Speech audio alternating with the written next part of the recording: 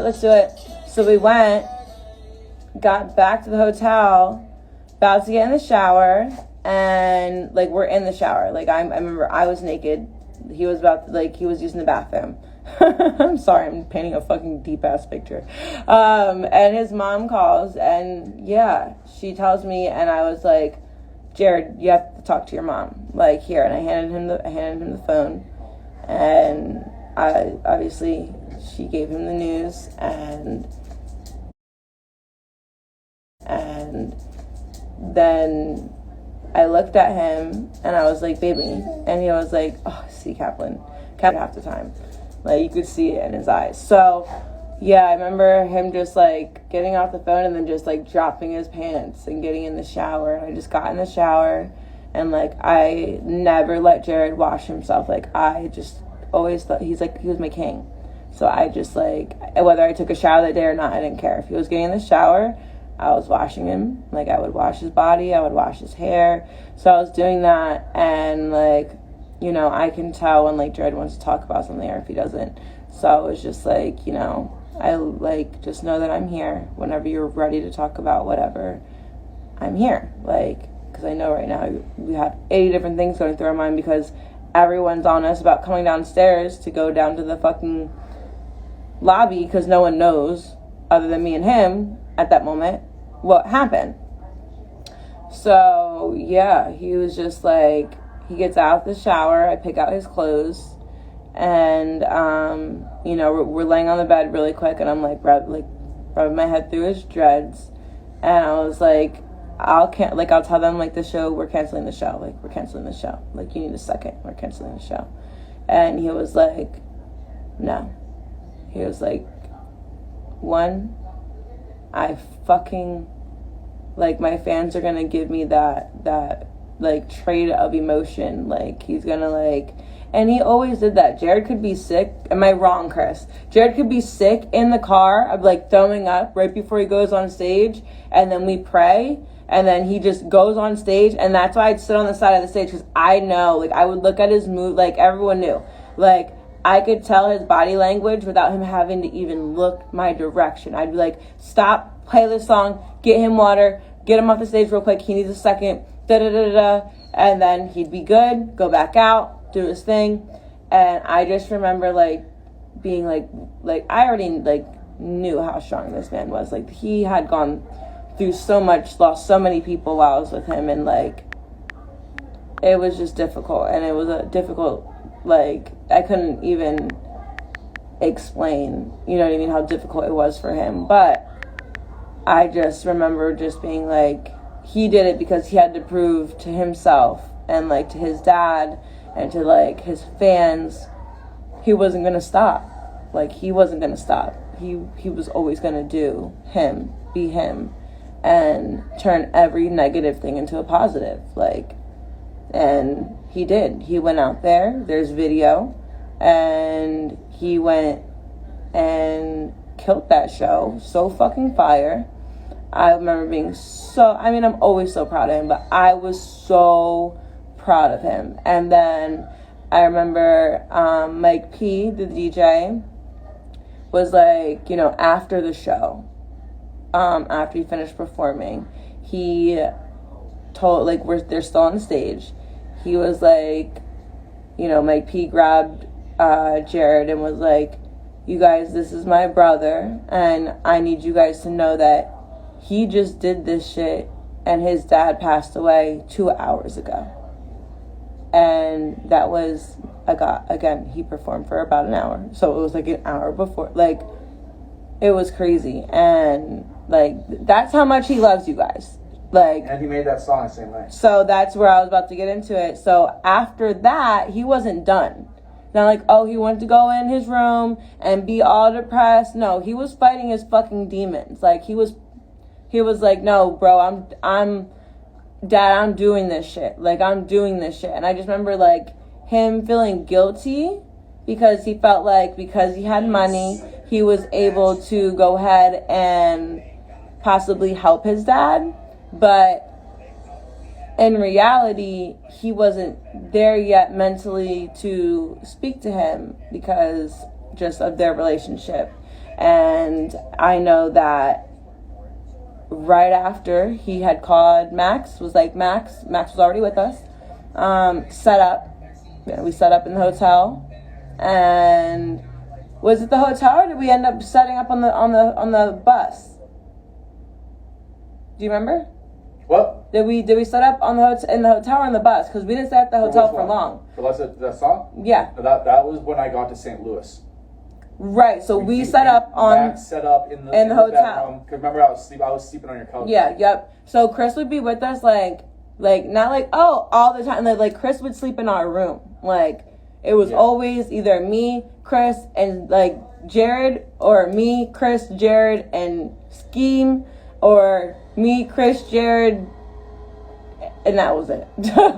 Honest to God, it was only us, like us three, or Scheme when Scheme would come. Like, I gotta bring my headphones in case you guys start fucking. I don't want to listen to you guys. I gotta sleep with headphones. Hey, that was my baby. He gets what he wants when he wants. I didn't give a fuck, literally. Like, it'd be before shows, and we'd be in the bathroom, and they'd be like, "Why are you guys in the bathroom for so long?" And Jared would be like, "I'm taking a shit," and like, I was just giving him head. It didn't matter. I was like, whatever you want.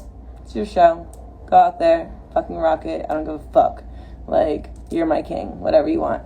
But he ended up not even taking a second to like, and that's when I remember the other day when I was like, I could never take away him in the studio, which was a lot of the times where I wouldn't be, but I'd be in the household or the vicinity, and he would get high, and I wouldn't realize because I'd be in the room, and then I'd be like, 4 a.m., be in the room, or I'm going in there and getting you out, and he'd be high by that time. And it's just because no one can see him. It was like, no one was like, here, take all it was him.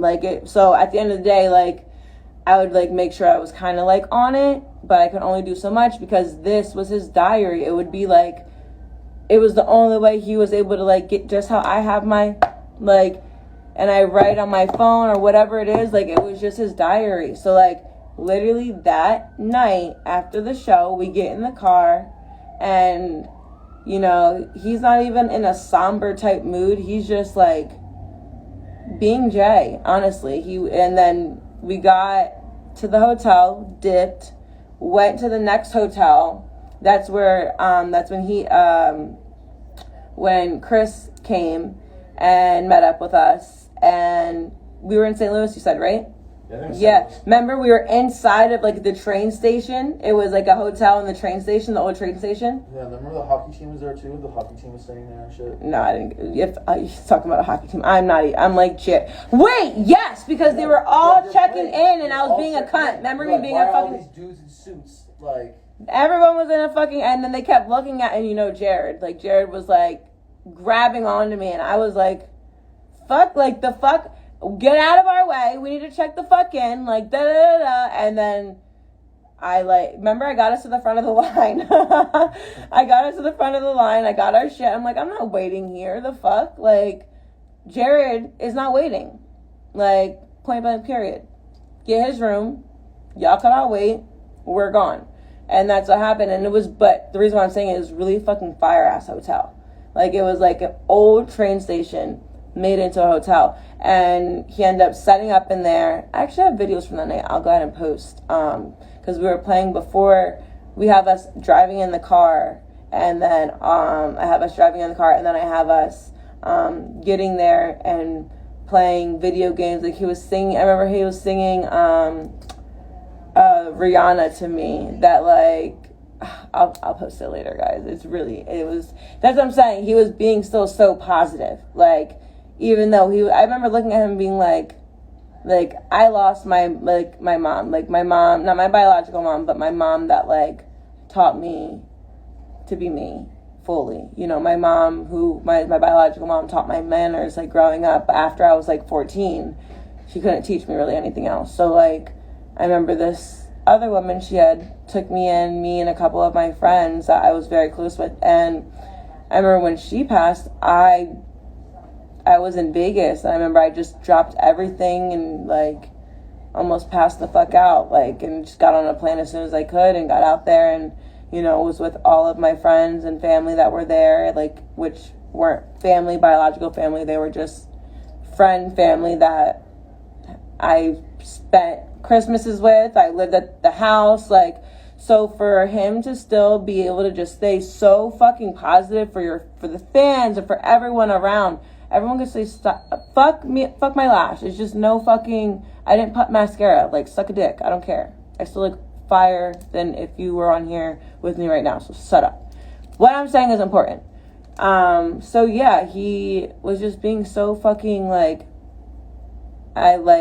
still okay. And then just laid out that fucking Life's Dungeon, Chase the Dragon, fucking crazy ass song. And then, Chris, were you there when we were in, when we were in, not Amsterdam. Was it Amsterdam? I wasn't in Amsterdam, so. No, remember when we took that raggedy ass plane, to go to that other plane, and it landed on the grass. It didn't even land on a thing. Were you there for that? It was like being in a school bus, like in the air, like a bad school bus. Sounds sketchy though. It was so sketchy. Like, I'm already terrified of planes, so you know. No, it wasn't something that like we had. It was like a whole, if like, cause where the show was in the middle of the woods, and we were like already in a really like remote place, and people were on the plane with us, but it was a plane just to go to that. It's like a plane to go to Coachella, but it wasn't anywhere near the standards of Coachella at all. And we were on like an old ass crazy plane, like big plane. It wasn't a private jet. It was a big plane. And I just remember landing in grass.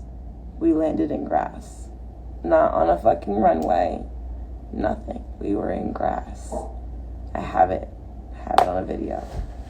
Fucking crazy. So yeah, anyways, he made that shit. Then he made a part 2 to that, and it was wild. It was fucking wild. But it was just so crazy that like, and I already knew that he would be like that. That's his way of being. It was his lyrics, everything he did, whether it was an anime we watched, whether it was he was doing this that day, and you guys might think it's a love song about me, and in reality, it's a love song about drugs, or it's a love song about whatever, like the movie we watched earlier. Like, he would just mix a bunch of shit, but still make it his diary, and it would be fucking nuts. So yeah, that song was just, I'll play you one more.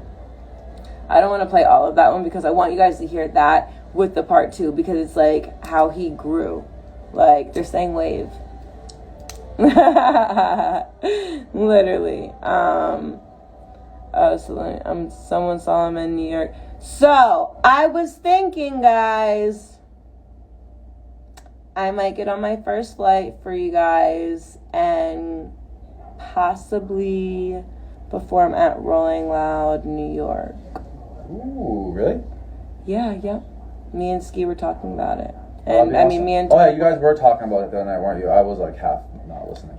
So I might be hosting live stream. I gotta hit Nuri up and ask him what's up with that. But I might be hosting Rolling Loud live stream at New York. Yeah? Yeah. So I'll be together. I mean, shit. As long, you have to, like, my thing is, I can't be on the plane by myself. So whoever's plane we end up taking, or if I hate flying anyway, so. But you're not the person. We'd have to go with someone, because you're like, you don't count. You're just as worse as you were. He was right there watching